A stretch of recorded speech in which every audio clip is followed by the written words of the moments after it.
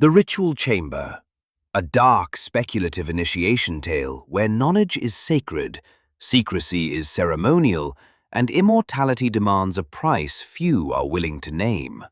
A story about hierarchy, obsession, and the slow realization that truth is never taken by force. It is offered, willingly, by those who believe they are chosen. So what happens when the pursuit of enlightenment reveals what must be given in return? Let me tell you what happened. My initiation was nearing completion.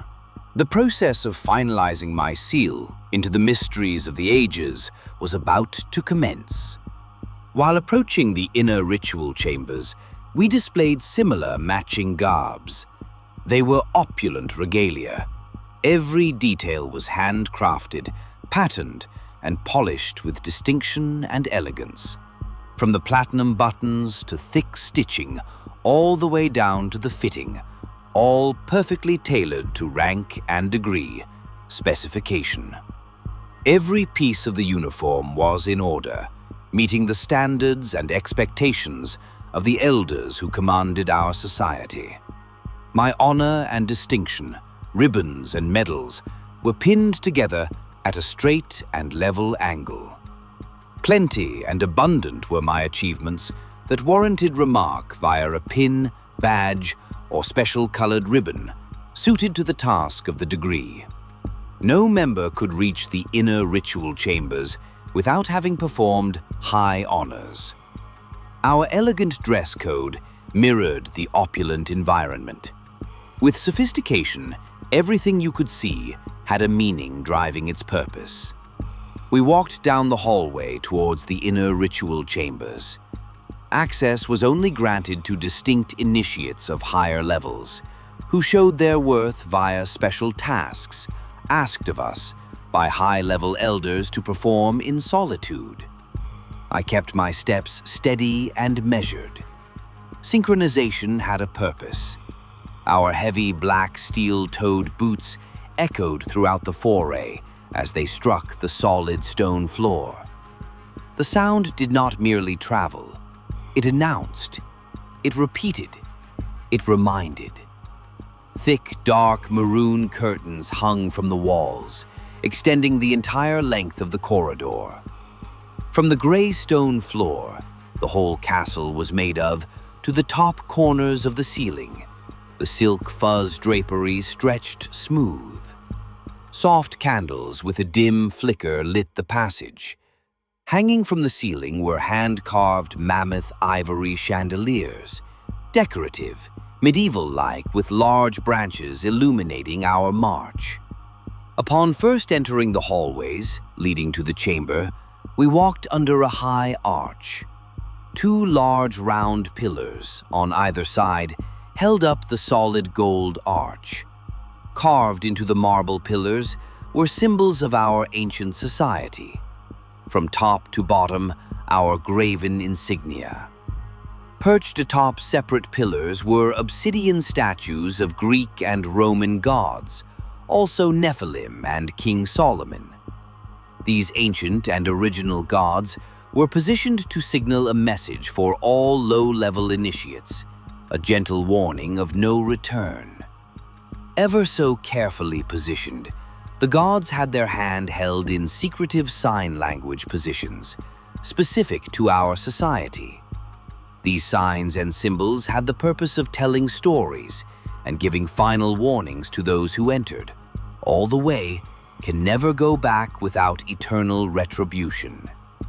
These signs, symbols, and statues weren't necessarily warnings to us deep-level initiates.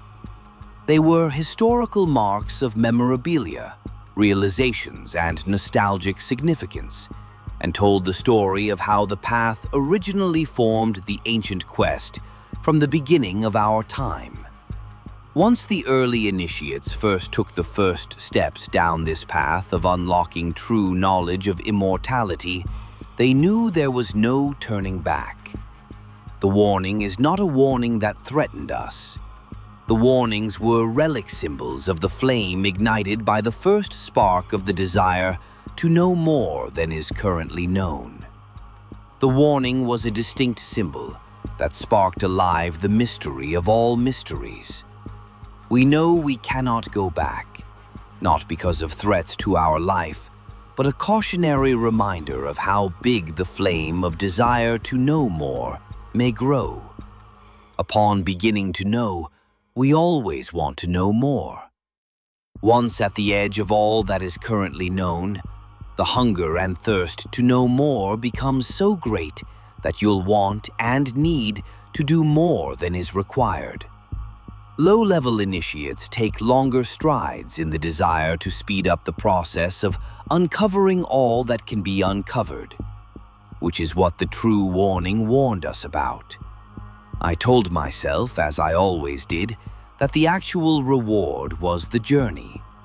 That even if truth be told, the true rewards in any worthwhile goal were not the destination, but the slow unfolding of the destination itself.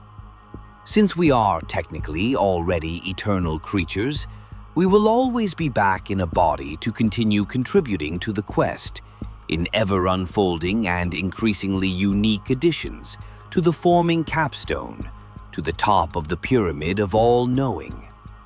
For the mystery of all mysteries is knowing that there will always be more mysteries. And yet, as we continued our march, something in me did not feel human anymore. Something in me felt like a sacrifice being escorted with ceremony. The stories of our manifestation, of the endless unfolding nature of the truth of the deeper structures of reality, were displayed on the stitching patterns, signs and symbols that filled up the empty spaces of the drapery, that filled the length of the corridor. Threaded onto the drapery were colorful, complex patterns and symbols that told the entirety of our secrets, that only the high-level initiates have come to understand and fully know the entirety of the implications and esoteric knowledge that continues to teach as one continues to climb the pyramid of the all-knowing. Marvelous were these patterns, symbols, and stories that decorated the drapery.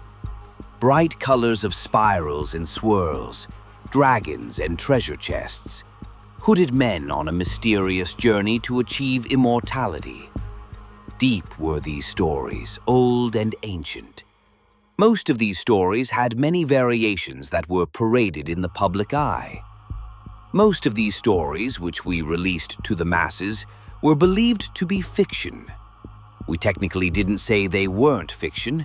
However, the level of depth and complexity and intricacy within these stories made the eyes of the public gloss over and passively accept them as not real. They had to believe initially that these stories were fiction, because this was one method we used to maintain our ability to remain secretive without having any secrets. Our symbols of all that we do are not hidden, and if anyone ever wanted to know just how deep down the rabbit hole went, or how high up the pyramid of the all-knowing can go, all they had to do was ask and maintain persistence with asking forever. Yet we know that most of the public eye didn't want to know the truth about the truth, and would rather be handed down the watered-down versions that didn't startle them too deeply. Even though some of these truths we give the public in the form of various stories, we still manage to reveal a good deal of disturbing truths that are enough of a spook to satisfy the squeamish soul from wanting to read between the lines. Knowing this and feeling satisfied with heavily edited, watered-down and euphemized truths, we were able to separate and keep safe those who wanted the absolute truth about the absolute truth, raw and unedited. Most couldn't handle raw and unedited. As I studied the drapery, I noticed the truth in the way the thread was laid, like a script written in muscle memory. The truth was simple but not easy. There were symbols, movements, and motions that, when put together, began to form the sentences and the stories of the deeper implications of the knowledge, and the knowledge about how the knowledge was revealed to the leading edge of those initiated at the deepest levels. thickly stitched onto the drapery that hung down the entirety of the corridor, revealed images of initiates standing side by side in circles. Carefully placed within the center of the various layers of circles within circles was a flickering flame. In one panel, the flame was small and normal, yellow, reddish amber, like fire burning should be. In the first few symbols, the initiated were in circles in a bowing position. In their dark hooded robes, each initiate had their arms, hands, fingers, and feet held in specific ways. These positions were placed to signal, tell, or communicate to someone or something about something further.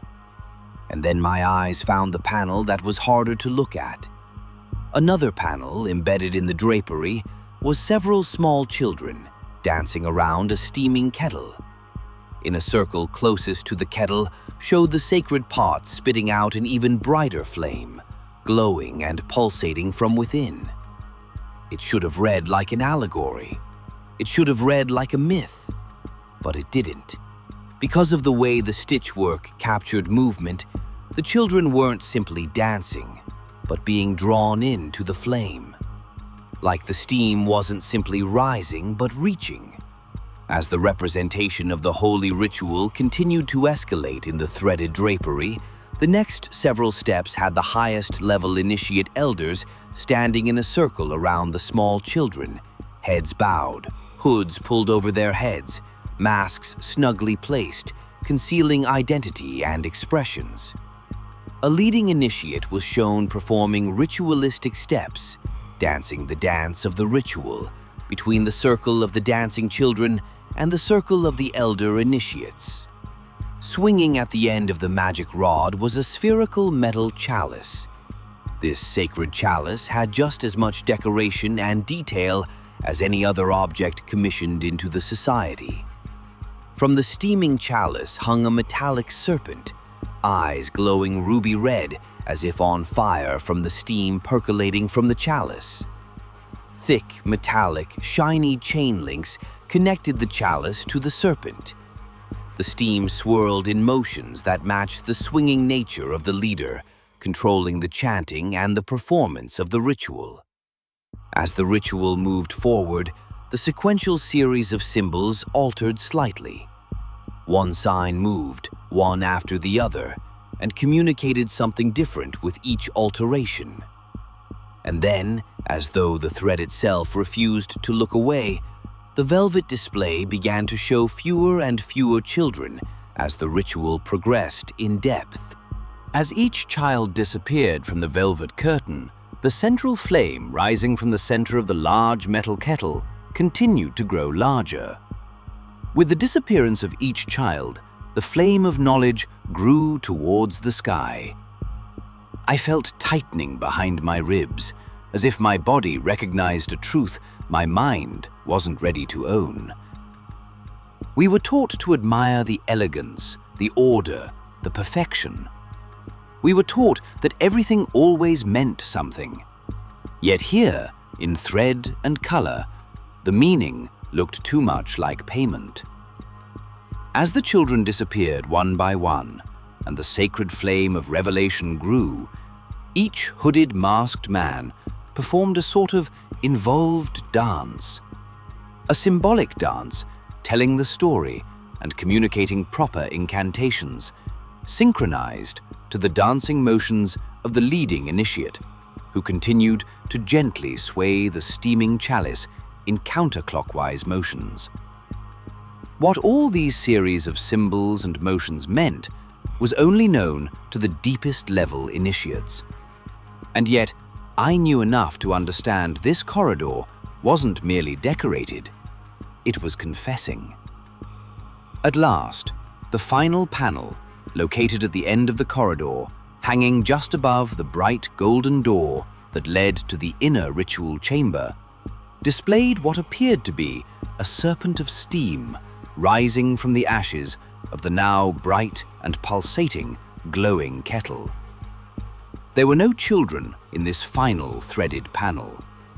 The initiates who formed the outer circle had their hoods down off their heads, and their masks hanging half off, exposing their right eye. The right eye was not necessarily clearly displayed to the uninitiate. However, to the initiate, it was very clear what the right eye, exposed from under the mask, was pointing to and looking at. The all-seeing right eye was looking directly in the dripping, ruby-red eyes of the serpent of steam, rising from the pulsating glow of the enchanted kettle. As the serpent and the initiate's right eye locked into place, we inner members knew that those participating in the ritual were creating a synergistic effect with the red-eyed serpent. The initiates were giving energy to the serpent, and the serpent was giving energy to the initiates. The climax of the ritual was the information exchange between the two entities. This was the information that continued to add to the pyramid of the all-knowing. We initiates were absorbing the message of the serpent. As we absorbed the message, the serpent continued to rise from the flames of the glowing kettle. Step by step, the revelation of information from the fiery serpent continued to give, while the initiates fed energy back to the serpent. The initiates needed the next layer of information from the serpent, and the serpent also needed energy from the initiates, forming and fusing one another at a mystical level whose combined effort continued up the mural and came together to form the top of the glowing pyramid of the all-knowing. The final piece of the story, the mural painted together, was the common narrative that interwove the myriads of secret societies together around the world. All societies were different in form and color, yet once initiated at the highest level, one was able to take note of the meaning within the deeper structures of the symbols that linked together the language of the gods. As I looked at these incredible stitches on the soft velvet walls of the corridor, I noticed the deeper mysteries being told. I wondered if this was the story of the ritual that was about to take place once inside the inner ritual chamber. Why would they have the entire ritual displayed out in the open if these rituals were as ancient and as secret as we were led to believe? Only one answer to my question popped into my mind, and that was what made our secrets as powerfully secret as they are. We are not afraid to tell you the truth. Giving the public our secrets provide them comfort that we aren't hiding anything. We do most of what we do with the view of the public. This keeps them at bay. They do not have any suspicion or desire to destroy inner workings. What was missing from these murals, ever so elegantly stitched onto the velvet drapery, was one thing: the key. This key connected all the information together. It was the last ingredient to the recipe that's still missing. The chanting began to increase in volume as our steady pace led us closer to the inner ritual chambers of the highest level initiates. As we approached the final obstacle standing between me and the inner ritual chamber, which was a solid gold door at the end of the corridor, I began to feel a deepening sense of inner knowing and a settling, comfortable confidence. I have set my path, and I have given my all. Everything I could give was given, in the predictable path of knowing that knowledge was the right plan for humanity and the universe. Not just any knowledge, but the right knowledge. Learning the correct information would guarantee the manifestation of our desire for true immortality, which you could actually experience while living. Life while living in this current body is the only true path to immortality that made sense to us. What was taught at the first and most basic levels of our secret society was that you were to listen only to the people who had what you wanted. All members in our societies want to live eternal lives in this body. To enter our society, you must have entered the beginning levels with a core basic belief that there was a higher power. The higher power you had to believe in could be imagined however you desired, thus giving one complete freedom to dream up and add to the Godhead that was in the process of forming. As you continue to dig deeper into the information and climb higher in the ranks, you begin to realize and qualify for access to real information. We want to live forever, and that is exactly what we were in the process of selflessly creating and freely giving to the world. We are all born as creations of an eternal being, meaning we are automatically not only guaranteed eternal life, but we are also guaranteed the ability to create and reverse engineer immortality of our current conscious minds in this specific body, or the transportation of our minds into another fresh body. What was promised to us at the early levels was that we would become superhuman through the aid of implantable technology, live eternal lives, and travel the cosmos. Each new level of information revealed to me only deepened my belief in our society's ability to move the ball forward in the achievement of the quest. And now, I was only minutes away from gaining access to the full, complete, raw, and unedited archives to the mysteries of the ages. Centuries and countless millennia worth of secret information were about to be at my beck and call. Secret wisdom of the combined ages accumulating together will eventually lead to placing the final capstone onto the top of the pyramid of the all-knowing. What an honor and a privilege, I kept repeating to myself in the privacy of my head. And still, the children on the drapery clawed at the back of my mind.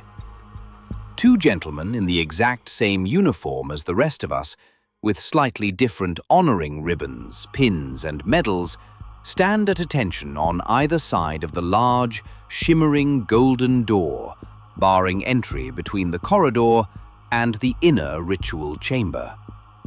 As I approached the doorway, I signaled the specific hand sequences to signify my rank, business, and authentication. Only an initiate would notice these subtle signals revealed by the various parts of my body.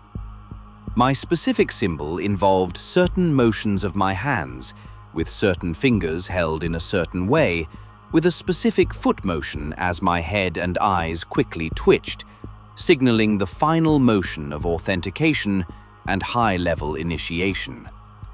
These hand, foot, head, eye, signs, symbols, and sequences were a safe and secure method for recognizing and authenticating another initiate. We knew who we were, even if we were in public, and we never met the other members. As we moved through our public lives, we had ways of constant signaling to members we were near and ready to engage when necessary. What gave our signals security was how the meanings of the motions changed at seemingly random intervals. The ones who secured the meaning of the signals varied among the higher-level members. We could never be too careful. There were always those who desired to infiltrate our organization in the hopes of controlling the direction. Learning and exposing our secrets to the wrong people who have their evil purpose, which involved destroying what we have spent countless millennia building. We were not arrogant, but we were certain no outside force could penetrate our organization. We were safe from anyone who sought to destroy us from within.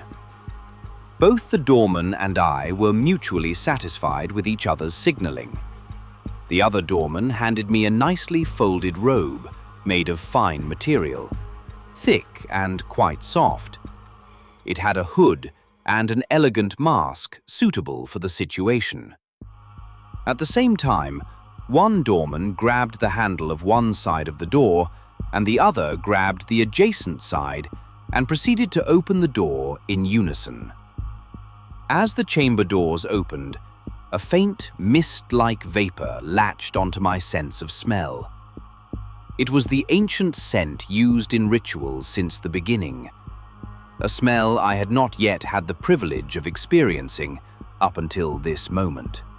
The ritual chamber up ahead was dark, much dimmer than the corridor that led to the large ritual chamber. With the chanting reaching its peak, I stepped into the chamber, and I witnessed for the first time the gathering of the elders, forming a circle and chanting the ancient ritual songs. As I proceeded forward, the doors closed behind me. This moment was mine. I made it. I have finally done it. With all my patience and steady discipline, all leading up to this moment, the time was now.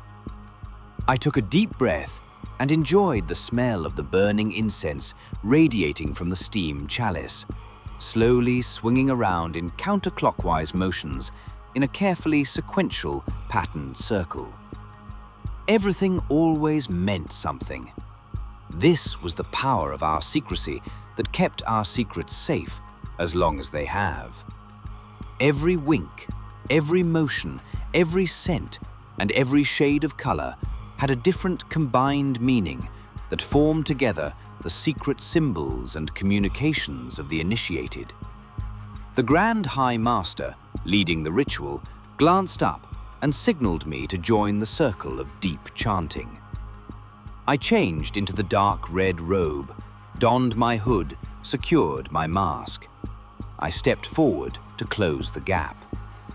Welcome to the inner chambers of the highest order, to the ascension of the Grand High Lair, chanted the Grand High Master. Somewhere in the dark, beneath the chant, beneath the incense, beneath the ceremony, something in me waited to learn what the key really was and what it would cost. I began to hum the ancient chant in rhythm. As I joined the circle, the steam chalice slowed just slightly, like it noticed me. The vapor near it lifted higher. The red glint sharpened into an eye. Not stitched, not painted, alive. The serpent of steam turned its gaze toward my face, toward the right side of my mask, and the whisper returned. Not from the corridor now, but from the center of the circle itself. Show me your eye, and I will show you the key. My right hand rose on its own before I could command it not to. 2 fingers found the edge of my mask. The chant around me did not grow louder, it quieted, as if everyone was listening for the sound of a seal breaking. Somewhere behind my ribs, beneath the honor, beneath the privilege, beneath the lifelong hunger to know, another thought finally surfaced, sharp and simple. If the tapestry wasn't the full story, then I wasn't here to learn. I was here to finish the picture. The moment my mask began to lift, the serpent's ruby eye widened, and the golden door behind me locked. One final click, softly, like a latch catching. This was the final moment of no return. The tapestry was never meant to be a warning. It was meant to be a mirror. And now I understood the children weren't taken. They were given by those who loved them most. As the exchange began, and as the serpent's knowledge flooded in, my humanity flooded out. I finally understood what the missing key had always been, what it always is: consent. Thank you for listening to The Ritual Chamber, presented by Apocalypsis magazine. If this story unsettled you, lingered with you, or asked something of you in return, we invite you to share your thoughts or submit a story of your own at editor@apocalypsismagazine.com. More stories are coming. More doors will open. Until then, guard what you consent to, and farewell.